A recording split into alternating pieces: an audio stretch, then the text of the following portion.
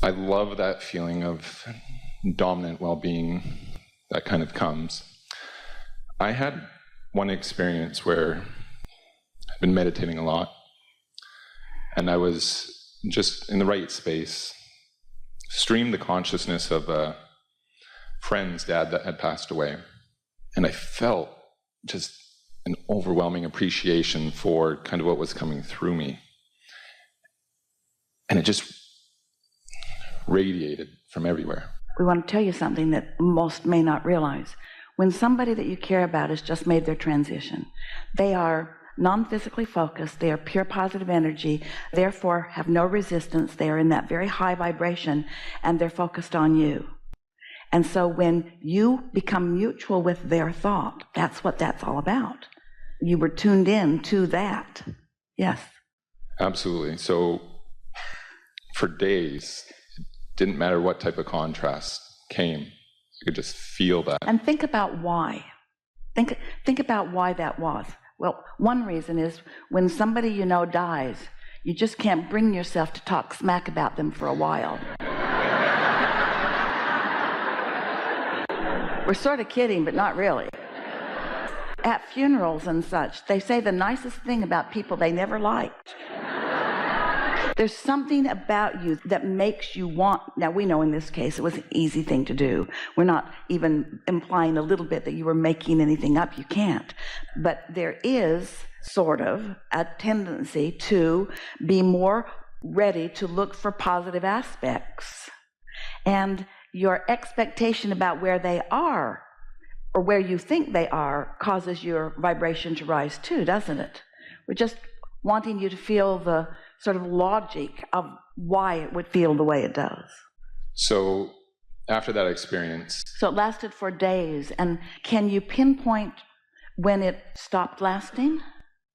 Yes. Yeah, when it started creeping in, just, things at work that would normally kind of stress you out. Other things started getting your attention, and so you began focusing on things that were less satisfying. And eventually there was an erosion of that fantastic feeling of mutuality. Yes. Yeah. Overall, my satisfaction has definitely increased since that experience. Yes. And I think my level of vibration has raised for sure. And I'm looking for the balance between that satisfaction and enjoying the moment, that progression of wanting that feeling again and being able to call it into being and have that allowance. So I guess it's really the balance between desire, progression, and allowing. There is only balance in any of that. You're talking all about the same thing. The allowing, the alignment, that's just you finding mutuality with your own inner being. The balance that you're wanting to pay attention to is the balance between that, those things that you said which are all the same thing, and real life, where there are so many humans, mostly humans, that are asking you for your attention to be given to them. Problems, situations, circumstances, bills, and so forth. You get what we're driving at? In other words, you use the word balance, and what we want to help you to feel is that the balance that you're always seeking is between your tendency to be human and negative and your desire to be non-physical and positive. The balance between wanting to be satisfied where your inner being always is, always looking at the positive aspects, and your humanness, which is being objective, weighing the pros and the cons and the pluses and the minuses and facing reality and so forth. So we use balance more in relationship to those two pieces of the equation, because there's only balance in the pieces you were pointing out. Right. So kind of related to the allowance side, it's just a kind of curiosity, is started off, really resonated with the path of least resistance. Stop for just a moment. Think about what the path of least resistance is. The path of least resistance is the path that your inner being is calling you to, where you have the least resistant thoughts and can follow along. In other words, it's the path of your least resistant thoughts. Look at it this way. Your inner being knows where you are and where you want to be in relationship to where you are, and knows what the least resistant path is, and is with you all day, every day, offering satisfying thoughts to lead you along that least resistant path. Haven't heard it like that before, have you? The path of least resistance is the path you're on that you feel the most satisfied on. So, for example, it's sort of like children who are going past the candy store and they want candy and their mother is trying to get their attention over here instead. Well, your inner being is always calling you, wanting to get your attention to things that your inner being knows are satisfying to you that will just lead to more and more and more and more and more. We interrupted you. Can you remember where you were headed with that? Absolutely. Path of most allowance. We don't hear about it. We hear more path of resistance. Well, does it matter? No. Like, I really like the idea of... It would be more positive for us to say path of most allowance.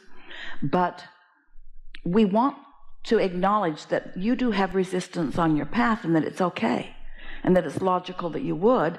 And it's no big deal because your inner being knows where all of it is and is guiding you around it. So, again, that balance that you're talking about. If you're going 100 miles an hour and you hit a tree, it's a bigger problem than if you're going 5 miles an hour and you hit a tree. So sometimes humans would conclude, since hitting the tree is a problem, that they'll just go 5 miles an hour from now on. And we say, that's no fun. That's no fun. You want to go way fast, and you just want to pay attention to what you're doing. Think about being in a really beautifully designed car that has a very low profile, and it's got a gear ratio that's perfection, and it is a mechanical genius. I'm there. And Esther is too. And when you get in it, you're not just looking for one big old straight road with a sign on it that says 100 miles an hour is okay. You want to get on some of those mountain roads. You want to feel that car do things other cars don't do. You want to drive it. Most of all, you want to feel your ability to take it where you want it to be. It's the trail of diversity that makes your interest in the journey so sweet. But humans think, just give me a direct path from here to here, and when I get over there, then I'll be happy. And we say, no, it's the driving really fast with lots of things that you have to pay attention to that is the sweetness of life. When I had that sense of well-being, that's exactly what it was for those 2 days. It was just like wonder and everything in every moment almost. So. Yeah.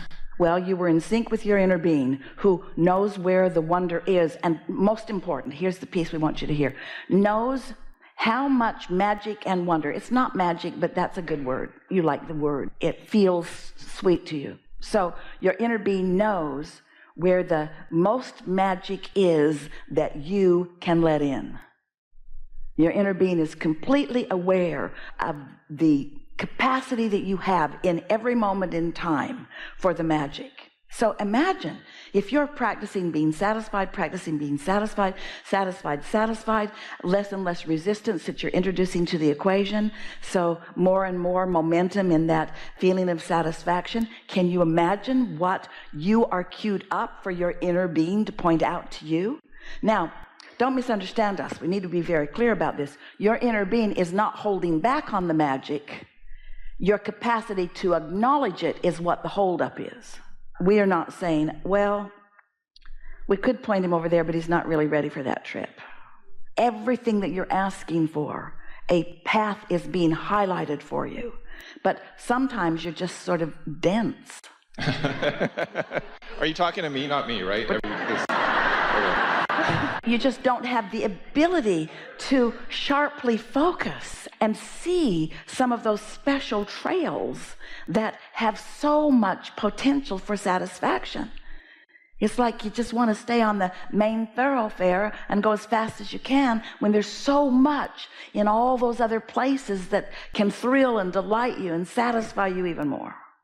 So I've noticed times when I have been really satisfied and all of a sudden it's just like, whoa, and I'm there and I'm just like, whoa. And it could be just in everyday life when you're just driving down the highway and all of a sudden the colors just pop. And I'm like, oh, wow, how did I get there? Right? It usually is just everyday life because all of this magic is woven into what you are living. Esther was listening to a couple at the airport the other day who apparently were going to California, and they were starting out in Santa Monica, and Esther listened to the whole itinerary, and she so wanted to tell them of all the places that she knows are all around all of those places. But she sat and minded her own business, which was hard for her to do, while she listened to them plan their week.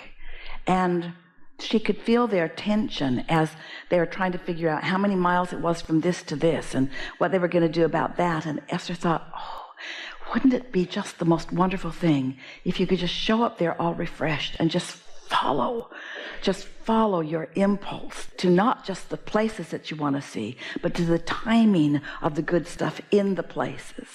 This is what you said, and we're wanting to say back to you. It's not so much about the places that you're going. It's about the timing of the rendezvousing with who else is at that place, with what else is at that place. One day, Jerry and Esther were driving down the canyon. It's Oak Creek Canyon in Sedona.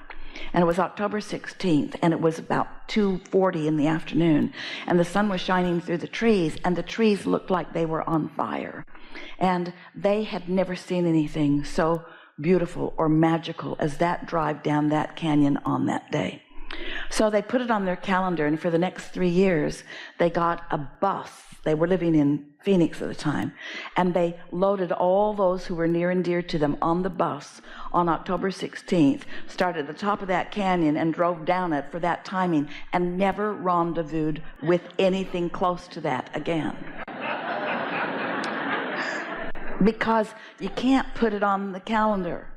It's about who you are and what you're offering and what you've put into your vortex and the cooperative components that have been gathered in your vortex and your inner being's incredible, alert, and accurate and intimate knowledge of every single thing that's in that in relationship to where you might be. So that the more tuned you are to satisfaction, then the more open you are to be receptive and responsive to the impulses that come, and the more day after moment magic that you live. Not just grind, and then go to California for a week and try to cram everything good that you can into a week's time. Esther felt exhausted for them. And they were arguing about what they should spend their time doing. She wanted to go to Hearst Castle. He couldn't care less. And Esther wanted to say, go there. But take the personally guided tour. That way you can just skip over the stuff you really don't like and look at the stuff you really do like. She wants to be their inner being.